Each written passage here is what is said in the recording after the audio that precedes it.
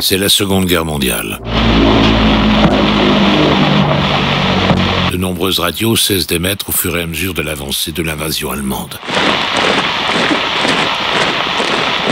Les radios qui subsistent sont fortement contrôlées, aussi bien par le gouvernement de Vichy que par la propagande nazie.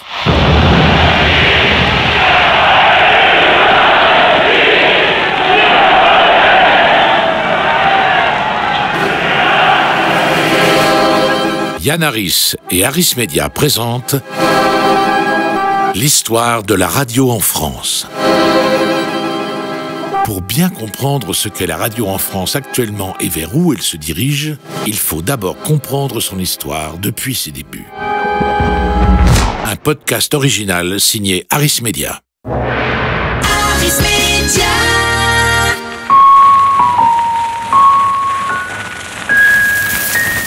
Vous écoutez Histoire de la radio en France, racontée par Jacques Franz. 1940-1944, la radio pendant l'occupation. History, podcast originaux d'histoires vraies qui ont marqué l'histoire.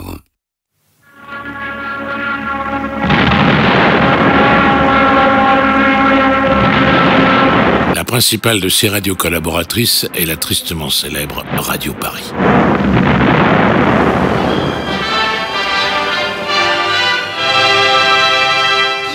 Radio Paris.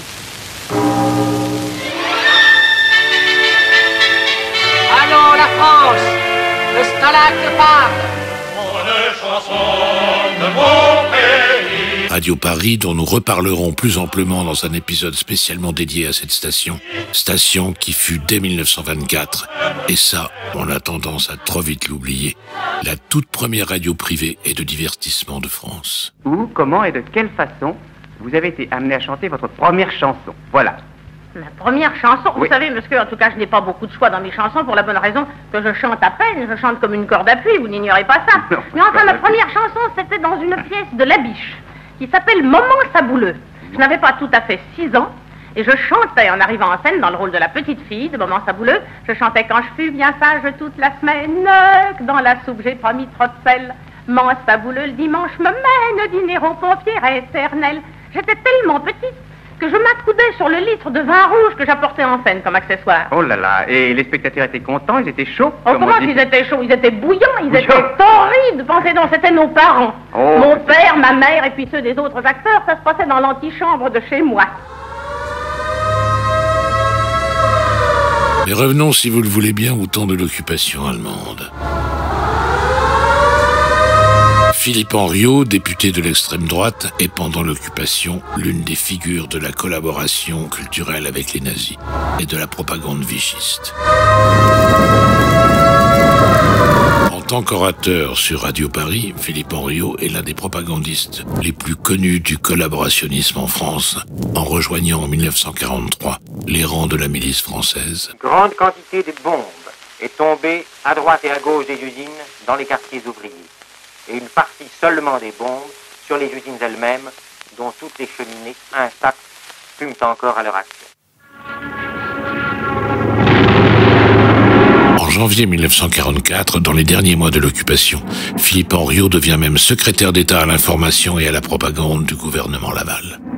Nous avions fait aussi des dettes chez le boulanger, chez l'épicier, et tout cela attendait l'argent. Enfin, je les ai réglés petit à petit, et j'ai même donné un peu d'argent à mon propriétaire sur ce que nous lui devions. Mais alors, de quoi vous plaignez-vous? Ah, mais c'est que mon propriétaire, qui sait que mon mari gagne assez d'argent, voudrait que je le paye tout de suite.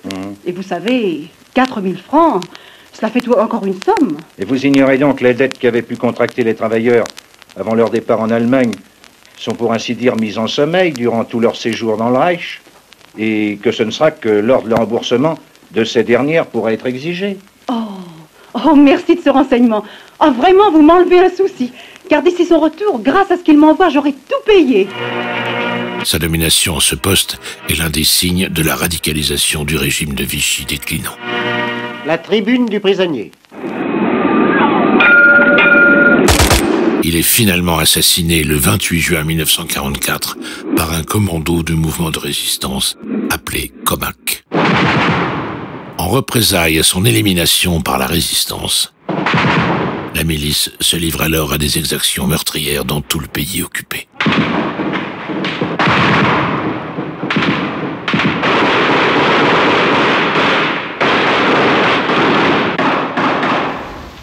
Français, à l'appel de Monsieur le Président de la République, j'assume à partir d'aujourd'hui la direction du gouvernement de la France. Tandis que les ondes françaises sont sous le contrôle de l'occupant allemand et d'un gouvernement collaborateur,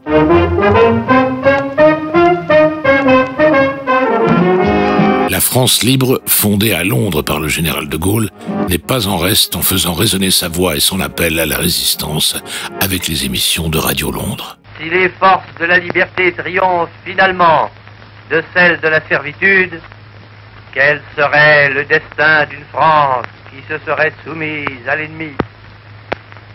L'honneur, le bon sens, l'intérêt supérieur de la patrie commande à tous les Français libres de continuer le combat là où ils seront et comme ils pourront.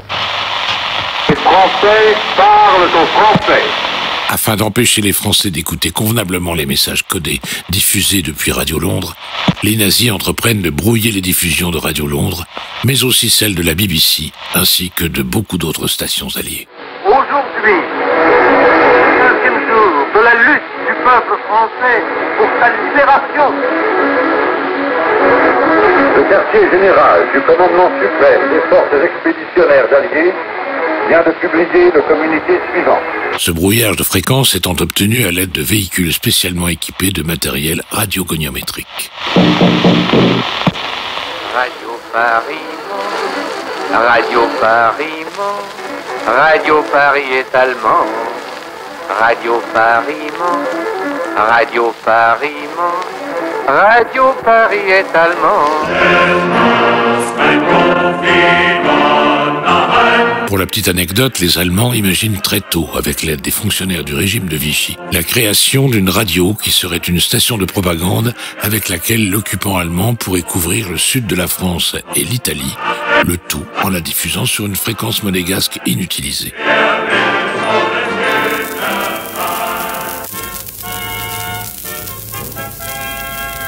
Mais voilà.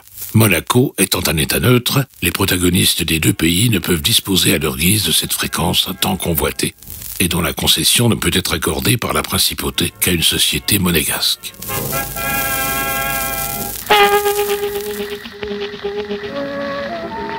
Les Allemands utilisent alors l'artifice de société écran pour créer le 14 mars 1942 une société anonyme monégasque, et le tour est joué. Conjointement détenu par Deutsche Ausland-Rundfunk Interradio, l'organisme nazi chargé de contrôler les radios à l'extérieur du Reich, le courrier des spectacles, et l'Omnium français d'études et de participation, OFEPAR. Cette société anonyme monégasque commence à émettre le 1er juillet 1943. Les dancings et cabarets. Et tout d'abord, le programme des cinémas. C'est ainsi que l'hymne monégasque, suivi d'une allocution de Boris Chevalier, inaugure cette toute nouvelle radio au service de l'Europe nouvelle, station de radio qui est placée directement sous contrôle du ministère des Affaires étrangères allemand et qui commence à émettre de façon expérimentale sur 242 mètres le 17 juillet 1943 à 19h depuis le Sporting d'hiver de Monte-Carlo.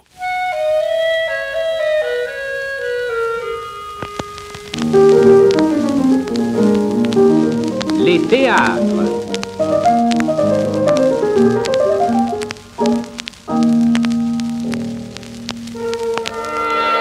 C'est ainsi qu'est née, sous l'impulsion des nazis en 1943, Radio Monte-Carlo, devenue depuis RMC. C'était Histoire de la radio en France. Ici Londres. Vous allez entendre les informations en français. Veuillez écouter tout d'abord quelques messages personnels. Grand-mère mange nos bonbons. La suite au prochain épisode.